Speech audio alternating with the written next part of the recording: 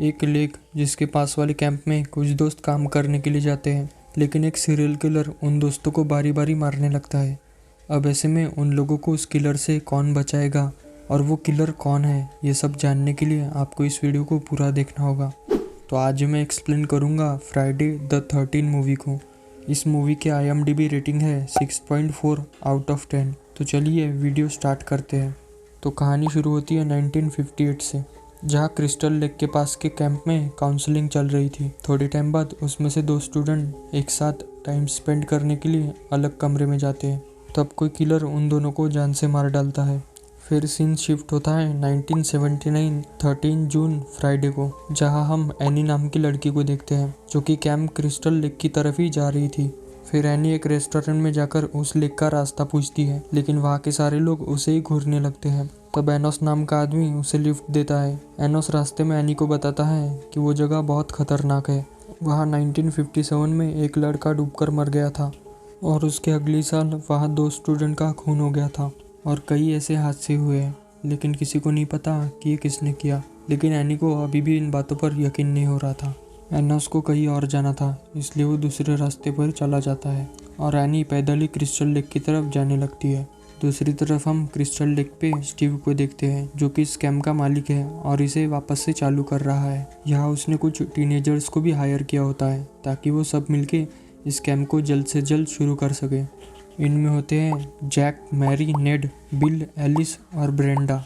और इन लोगों ने यहाँ खाना बनाने के लिए एनी को बुलाया होता है, जो कि अब तक यहाँ पहुँची नहीं है। फिर यहाँ का मालिक स्टीव कुछ काम से शहर जाता है और वो रात तक लौटेगा। तब तक इन लोगों को ही यहाँ का काम करना है। दूसरी तरफ एनी क्रिस्टल लेक जाने के लिए किसी से लिफ्ट मांगती है, लेकिन वो एनी को गलत रास्ते पर ले जा रहा होता है। एनी उसे रोकने के लिए बोलती है, लेकिन वो नहीं रुकता। तब एनी उसकी गाड़ी से कूद जाती है, लेकिन वो शख्स एनी का पीछा करने लगता है और एनी को पकड़ के चाकू से उसका गला काट देता है और उसे वही मार डालता है। हमें इस किलर का फेस नहीं दिखाया जाता। इधर ये सभी क्रिस्टल लेक में स्विम करते हुए बहुत मज़े करने लगते हैं, लेकिन इन पे कोई नज़र रखी हुई होता है। थोड़ी देर बाद एलिस को उसके रूम में एक सांप दिखता है। वो जल्दी से अपने बाकी साथियों को बुलाती है। वो सब मिलके उस सांप को मार डालते हैं। फिर यहाँ एक ऑफिसर आता है जो कि रैल्फ नाम के आदमी को ढूंढ रहा था। ऑफिसर बताता है कि दारू पीने के बाद रैल्फ अजीब अजीब हरकतें करने लगता है। वो लोग कहते हैं कि हमने ऐसे किसी भी आदमी को नहीं देखा। वो ऑफिसर वहाँ से चला जाता है। फिर एलिस जब काम कर रही होती है तब उसे स्टोर रूम में रैल्फ दिखता है, जिससे वो ऑफिसर ढूंढ रहा था। रैल्फ कहता है कि तुम लोग मारे जाओगे अगर ज़्यादा देर यहाँ पे रुके तो, लेकिन वो लोग उसे वहाँ से भगा देते हैं। अब रात भी होने लगी थी और जैक और मर्सी रोमांस करने लगते हैं और उन्हें नेड भी देख रहा होता है। तभी उसे पास के कैबिन में कोई जाता हुआ दिखता है। नेड उसके पीछे कैबिन में चला जाता है। अब यहाँ काफ़ी तेज़ तूफान आने लगता है। बारिश से बचने के लिए वो दोनों भी उसी कैबिन में चले जाते हैं और रोमांस करने लगते हैं, लेकिन इनके ऊपर वाले स्लैब पे नेड की बॉडी होती है, जिसे उसी किलर ने मार डाला होता है। मर्सी वॉशरूम में जाती है। तब जैक के ऊपर नेड का खून गिरने लगता है। उसके कुछ समझने से पहले ही किलर उसके बेड के नीचे से एक एरो जैक के गले से आर पार कर देता है और वो भी मारा जाता है। इसके बाद वो किलर मर्सी के पास जाता है। मर्सी उसे जैक समझकर उसकी तरफ जाने लगती है, लेकिन वहाँ पे होता है किलर, जो एक कुल्हाड़ी उसके सिर पर मारता है और मर्सी भी मारी जाती है। इधर लोग मजे से गेम खेल रहे होते हैं। तभी हवा के कारण डोर खुल जाता है और ये सभी डरने लगते हैं। फिर ब्रेंडा अपने कैबिन में चली जाती है। दूसरी तरफ स्टीव क्रिस्टल लेक की तरफ वापस आ रहा होता है, लेकिन उसकी गाड़ी बीच रास्ते में ही बंद पड़ जाती है। तब वहाँ से एक ऑफिसर गुजर रहा होता है, जिससे स्टीव लिफ्ट मांगता है। इधर ब्रेंडा एक बुक पढ़ रही होती है। बाहर से कोई उस पर नज़र रखे होता है। तभी उसे किसी छोटे बच्चे की चिल्लाने की आवाज़ आने लगती है, जो उसे पुकार रहा होता है। ब्रेंडा बाहर जाके देख रही होती है। तभी कोई बाहर की सारी लाइट्स ऑन कर देता है। ब्रेंडा को कुछ भी समझ नहीं आ रहा होता। ब्रेंडा जोर से चीखती है। इधर बिल और एलिस किलर से अनजान थे। एलिस को ब्रेंडा की चीख सुनाई दी थी, लेकिन बिल को कुछ भी सुनाई नहीं दिया था। फिर चेक करने के लिए वो दोनों ब्रेंडा के केबिन में जाते हैं, लेकिन वहाँ ब्रेंडा नहीं थी, बल्कि उसके बेड पे खून से सना हुआ हथियार था, जिसे देखकर वो दोनों काफ़ी डर जाते हैं और बाकी दोस्तों को ढूंढने लगते हैं, लेकिन उन्हें वहाँ कोई भी नहीं मिलता। अब वो दोनों पुलिस को कॉल करने का सोचते हैं, लेकिन उस किलर ने पहले ही फ़ोन की केबल काट दी थी। फिर वो दोनों वहाँ की एक गाड़ी लेकर वहाँ से जाने की कोशिश करते हैं, लेकिन वो गाड़ी भी स्टार्ट नहीं होती।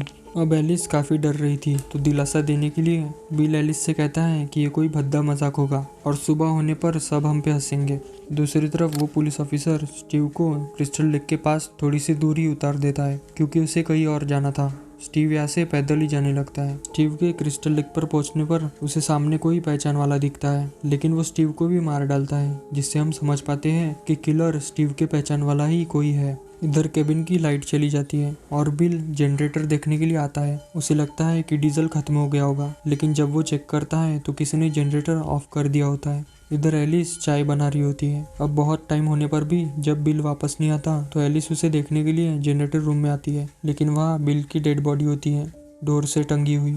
उस किलर ने एरोस को बिल की बॉडी से आर पार कर दिया होता है, जिसे देखकर एलिस बहुत ही ज़्यादा डर जाती है और वहाँ से भागने लगती है। भागते हुए एलिस अपने कैबिन में जाती है और खिड़की दरवाजों को अच्छे से बंद कर देती है। एलिस उसके कैबिन को चेक करती है कि किलर पहले से ही उसके कैबिन में छुप के तो नहीं बैठा। वो अपने साथ एक बैट हथियार के रूप में भी रख लेती है। तभी वो किलर ब्रेंडा की बॉडी को खिड़की तोड़कर अंदर फेंकता है ताकि वो एलिस को और भी ज़्यादा डरा सके। फिर एलिस को बाहर किसी की गाड़ी आती हुई दिखती है। उसे लगता है कि ज़रूर स्टीव आया होगा। वो जल्दी से बाहर जाती है, लेकिन स्टीव को तो उस किलर ने पहले ही मार डाला था, तो वो स्टीव तो नहीं हो सकता। उस गाड़ी में से एक लेडी बाहर आती है जो अपना नाम मिसेस वॉरिस बताती है, जो कि स्टीव की पुरानी दोस्त है। एलिस उसे जल्दी से यहाँ से निकलने को बोलती है क्योंकि यहाँ कोई सीरियल किलर घूम रहा है जिसने उसके पूरे दोस्तों को मार डाला। मिसेस वॉरिस कहती है कि मुझे उनकी बॉडीज दिखाओ। बॉडी देखने के बाद मिसेस वॉरिस कहती है कि स्टीव को ये जगह दोबारा शुरू नहीं करनी चाहिए थी। कुछ साल पहले यहाँ एक बच्चा डूबकर मर गया। वो बच्चा खुद को बचाने के लिए बहुत चिल्ला रहा था, लेकिन यहाँ के लोग रोमांस में ही काफ़ी व्यस्त थे